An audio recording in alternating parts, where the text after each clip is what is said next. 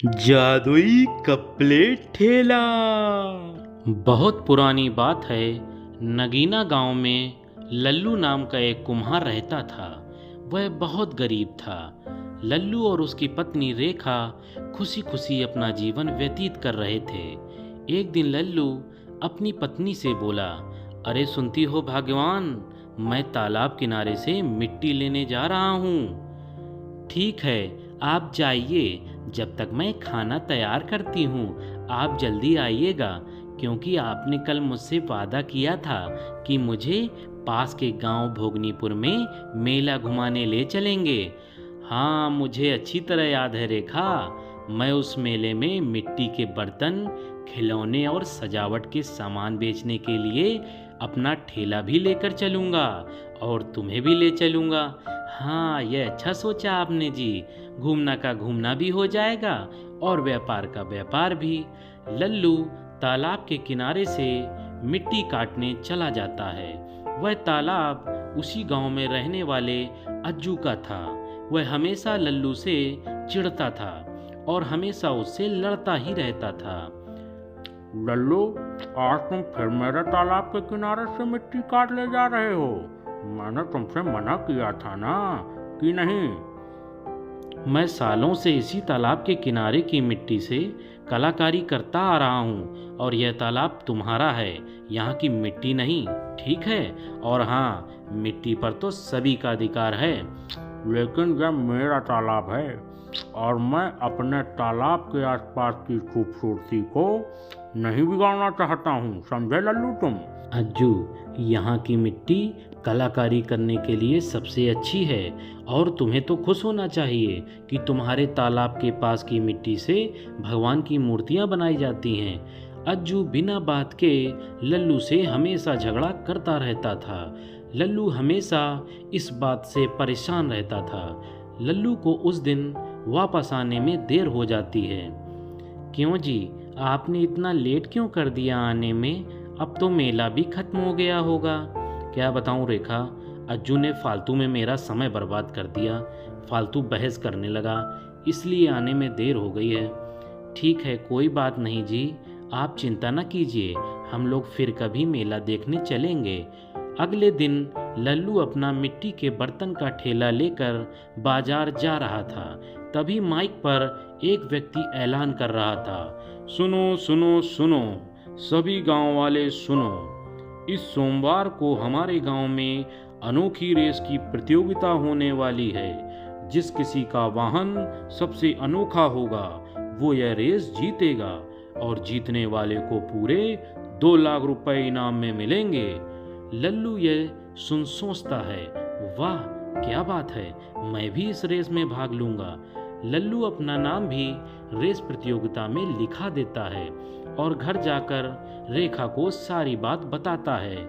यह सुनकर रेखा कहती है, आपने जो बताया जी वह सब तो ठीक है, लेकिन हम वह अनोखा वाहन कहाँ से लाएंगे? हमारे पास तो साइकिल खरीदने के पैसे नहीं हैं, तो भला हम ये अनोखा वाहन कैसे ला सकते हैं जी? अरे चिंता क्यों करती हो रेखा, अपने पास अपना बेहतरीन धन्नो ठेला है ना, हम इसे बढ़िया सजाएंगे। पूरे गांव की नज़र हमारे धन्नों से हट नहीं पाएगी रेखा। लल्लू और उसकी पत्नी रेखा अपने मिट्टी के खिलौने के व्यापार करने वाले ठेले धन्नों को अच्छे से सजाने लगते हैं और धन्नो यानी उनका ठेला अनोखे अंदाज में सजकर तैयार हो जाता है। वाह जी, आपने तो सच में बहुत सुंदर सजाया है। अपनी धन्नो को पूरा गांव देखता ही रह जाएगा। चलो जल्दी से सो जाते हैं रेखा, कल जल्दी उठकर अनोखी रेस प्रतियोगिता में भी तो जाना है।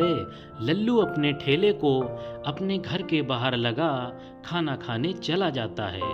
तभी अज्जू वहाँ आता है और सजे हुए ठेले को देखकर सोचता है, अब मैं उस लल्लू को मजा तो खाऊंगा। उस दिन मुझसे बहुत अकड़ रहा था, अब उसकी अकल ठिकाने आएगी। अज्जू लल्लू से बदला लेने के लिए उसके ठेले यानी धन्नो को तोड़ देता है। अब देखता हूँ तुम कैसे अनोखी रेस में हिस्सा लेते हो लल्लू। अगली सुबह जब लल्लू और उसकी पत्नी रेखा ठेले की यह हालत देखते हैं तो दोनों बहुत दुखी हो जाते हैं। अरे ये क्या, हमारे ठेले की यह हालत किसने की रेखा? अब हम अनोखी रेस में कैसे भाग ले पाएंगे? रेस की छोड़ो जी, अब हमारे पास कोई ठेला भी नहीं है जिससे कि हम लोग धंधा भी कर सकें। रेखा इतना कहकर रोने लगती है। तभी लल्लू को एक उपाय सूझता है। लल्लू मिट्टी का एक विशाल कप प्लेट बनाता है और उसे अपने ठेले के चक्के पर लगा देता है, जिससे विशाल कप प्लेट ठेला बनकर तैयार हो जाता है। वाह क्या बात है जी, आपने तो गजब का ठेला बनाकर तैयार किया है। इसे सब देखते ही रह जाएंगे। अभी इस विशाल कप प्लेट की मिट्टी गीली है रेखा, इस वजह से यह कप प्लेट ठेला भी कमजोर है और जल्दी टूट सकता है। अगर दिन में अच्छी धूप रहे तो शाम तक यह कप प्लेट ठेला जरूर सूख जाएगा और रेस में दौड़ने के लिए तैयार हो जाएगा। लेकिन उस दिन धूप नहीं निकलती है और ठेला शाम तक भी नहीं सूखता है। तभी रेखा लल्लू से कहती है, अब क्या होगा जी, अपना ठेला तो अभी तक नहीं सूखा है। तुम चिंता न करो रेखा, बस सब ऊपर वाले पर छोड़ दो। लल्लू अपने गीले कप प्लेट ठेले को लेकर रेस में पहुंच जाता है। वहां सभी अपना अनोखा वाहन लेकर पहुंचे थे, लेकिन लल्लू का कप प्लेट ठेला मुख्य आकर्षण का केंद्र बना हुआ था। सभी लल्लू का ठेला देखकर हैरान थे। रेस शुरू हो जाती है और सभी अपने अनोखे वाहन लेकर रेस शुरू कर देते हैं। अज्जू भी अपनी लकड़ी की मोटरसाइकिल लेकर रेस में हिस्सा लेता है और जानबूझकर लल्लू के कप प्लेट के ठेले में टक्कर मार देता है, जिस वजह से लल्लू के कप प्लेट ठेले में दरार आ जाती है। फिर भी लल्लू रेस में अपना कप प्लेट ठेला दौड़ाता रहता है।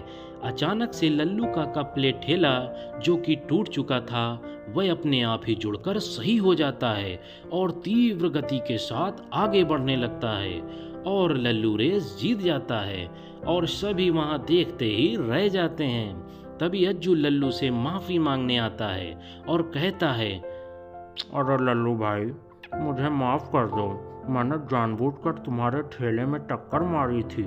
तभी लल्लू अज्जू से कहता है, दोस्त, प्रतियोगिता को लड़ाई समझकर नहीं बल्कि प्रतियोगिता समझकर ही खेलना चाहिए। इतना कहकर लल्लू वहां से चला जाता है और लल्लू को इनाम में जो राशि मिलती है उससे वह एक ठेला और एक मकान खरीदता है। अब लल्लू धनवान हो चुका था और खुशी खुशी अपना जीवन व्यतीत करने लगा था। इसलिए दोस्तों, हमें कभी भी किसी से जलना नहीं चाहिए। धन्यवाद। दोस्तों, यदि कहानी पसंद आई हो तो कहानी को लाइक करें, कमेंट करें, चैनल को सब्सक्राइब करें और हाँ दोस्तों, बेल आइकन दबाना ना भूलें। बहुत बहुत धन्यवाद दोस्तों।